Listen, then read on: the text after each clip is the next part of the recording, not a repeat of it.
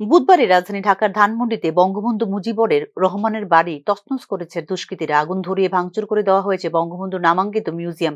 বর্তমানে ৩২ ধানমন্ডি পুরো ধ্বংসস্তূপ। সেই দৃশ্য দেখে চোখের জল ধরে রাখতে পারেননি বাংলাদেশের প্রাক্তন প্রধানমন্ত্রী শেখ হাসিনা।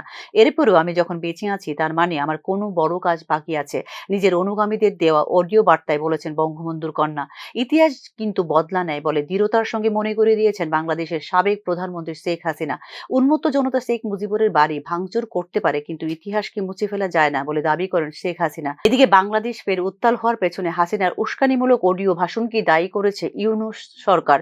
এ নিয়ে ভারত সরকারকে চিঠিও দিয়েছে বাংলাদেশ। ঢাকায় ভারতীয় রাষ্ট্রদূতকেও তলব করা হয়েছে এই বিষয়ে। এই পরিস্থিতিতে শেখ হাসিনা প্রসঙ্গ এবার উঠল ভারতের সংসদেও। বাংলাদেশ কি তাদের প্রাক্তন প্রধানমন্ত্রী শেখ হাসিনার প্রত্যার্পণ চেয়েছে?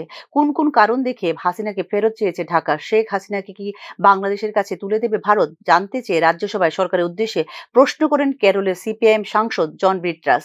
সিপিআইএম সাংসদের এই ৩ প্রশ্নেরই জবাব দিয়েছেন কেন্দ্রীয় বিদেশ প্রতিমন্ত্রী কীর্তিবর্ধন সিং। বাংলাদেশ হাসিনাকে তাদের দেশে ফেরত পাঠানোর দাবি জানিয়েছে। ২০২৪ সালে ৫ই আগস্ট শেখ হাসিনা ভারতের আসার আগে বাংলাদেশে যে সব অপরাধ সংঘটিত হয়েছে তার প্রেক্ষিতে হাসিনার প্রত্যার্পণ দাবি করা হয়েছে ঢাকার তরফে। তবে বাংলাদেশ সরকারকে এই বিষয়ে কোনো জবাব এখনো দেওয়া হয়নি বলে রাজ্যসভায় পরিষ্কার ভাষায় জানিয়ে দিয়েছেন কেন্দ্রীয় মন্ত্রী।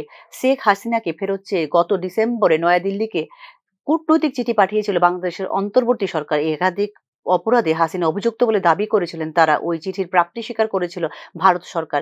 এদিকে বঙ্গবন্ধু শেখ মুজিবুরের বাংলাদেশে হারছে বাঙালি জাতিসত্তা, জিতছে স্যাঁতসেঁতে মৌলবাদ। প্রশ্ন উঠছে, ধর্মের ঊর্ধ্বে বাঙালি জাতির ইতিহাস, ঐতিহ্য, সংস্কৃতিকে মুছে ফেলতে কি এই হামলা? মৌলবাদীদের উত্থানে কি সে দেশে সংকটে বাংলা ভাষাও? প্রশ্নটা কিন্তু স্বাভাবিক। এমন হিংস্রভাবে যে কেউ নিজের ইতিহাসকে ধ্বংস করতে পারে তা চোখে আঙ্গুল দিয়ে দেখিয়ে দিল বাঙালি নিজেই। তবে তাৎপর্যপূর্ণ বিষয় হলো এই ক্ষেত্রে চুপ করে বসে আছেন এপারের বুদ্ধিজীবীরা।